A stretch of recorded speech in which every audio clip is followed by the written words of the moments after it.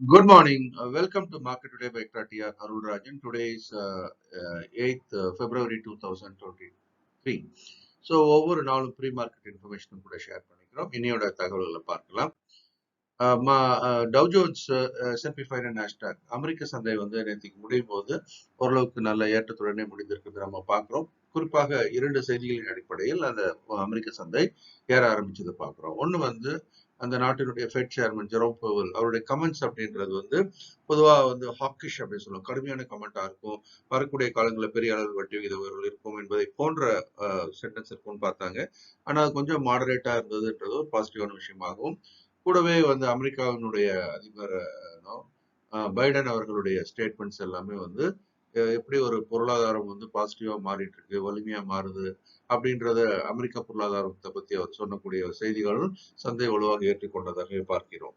ஆனா முதல்ல கொஞ்சம் செல்லிங் ப்ரெஷர் வந்து திரும்ப பழையபடி முடியும் போது ஏறி முடிஞ்சிருக்கிறது நம்ம பார்க்கிறோம். நாஸ்டாக் பார்த்தீங்கன்னா ஒரு நாள் 2% ஏறுது, ஒரு நாள் 2% இறங்குது அப்படின்னு சொல்லிட்டு ஒரு குறுகிய எல்லைக்குள் மேலும் கீழ் வர்றதை குறிப்பிடத்தக்கது. ஆசிய சந்தைகளை பொறுத்த வரைக்கும் அப்படின்னு பாத்தீங்கன்னா நிக்காய் மட்டும் இப்போதைக்கு ஜப்பான் சந்தை கொஞ்சம் இறங்கி வியாபாரமாகி வருகிறது. மற்றபடி மீதி ஹாங்காங் சந்தை, ஹாங்சாங், சவுத் கொரியா காஸ்பி, சீனாவோட ஷங்காய், தாய்வான் எல்லாமே ஓரளவுக்கு ஏற்றத்துடன் தற்போது வியாபாரமாகி வருகிறது. நம்முடைய சந்தையான நிப்டி சிங்கப்பூர் சந்தையில வந்து SGX நிப்டி என்ற பெயரில் மார்ஜினல் கேப் அப். ஆனால் கூட அதுவும் வந்து நேற்றுக்கு சொன்னோம் இல்லையா, அது மாதிரி ஒரு கேப் அப் ஆகும்போது தட் இஸ் ஃபாலிங் வந்து ரெசிஸ்டன்ஸ் ஏரியா, அங்க விழுந்து திரும்பி இறங்க ஆரம்பிச்சாச்சு. இன்னைக்கும் அந்த மாதிரி தான்.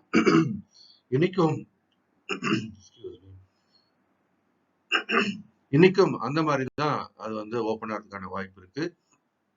அதனால இந்த ஏற்றத்தை கொஞ்சம் கவனத்துடன் கையாள வேண்டும். நிப்டினோட ரேஞ்ச் அப்படின்னு நம்ம பார்க்கும்போது இப்போ எதுவும் மாற்றம் எதுவும் இல்லை. 17,150 சப்போர்ட், 17,800 கொடுத்துருக்கேன். இந்த 800 உடைக்கிறதுக்கான முயற்சிகள் முன்னாடி ஒரு தடவை நடந்து அப்புறம் ஃபெயில் ஆனது பார்த்தோம். திரும்பவும் இப்போ அந்த முயற்சி நடக்குது. இப்போ இது ஒரு சக்சஸ்ஃபுல்லான 18,100க்கு ரெசிஸ்டன்ஸ் மாறும்.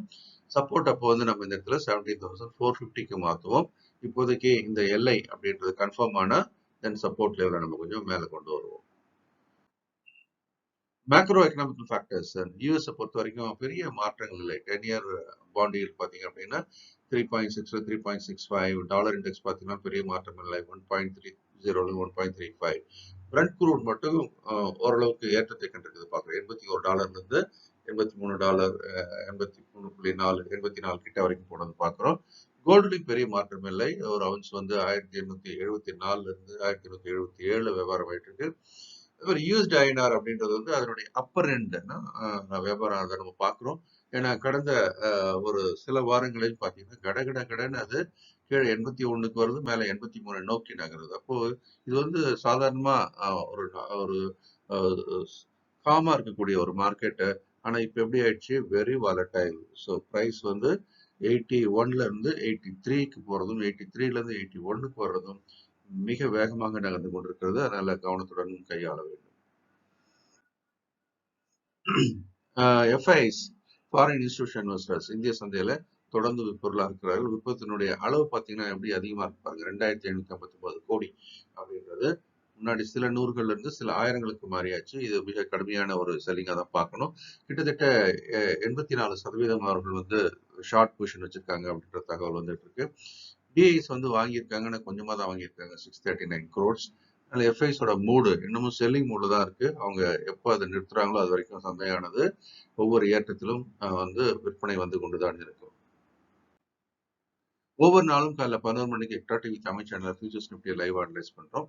நேம் ஆஃப் ஆக்ஷன் பாயிண்ட், தினசரி வாய்ப்புகளை அதில் பார்க்கலாம். மாஸ்டர் ஸ்டாக் மார்க்கெட் ப்ரோக்ராம் இப்போ வந்து வர திங்கட்கிழமை 13ஆம் தேதி அன்னைக்கு ஸ்டார்ட் ஆகுது.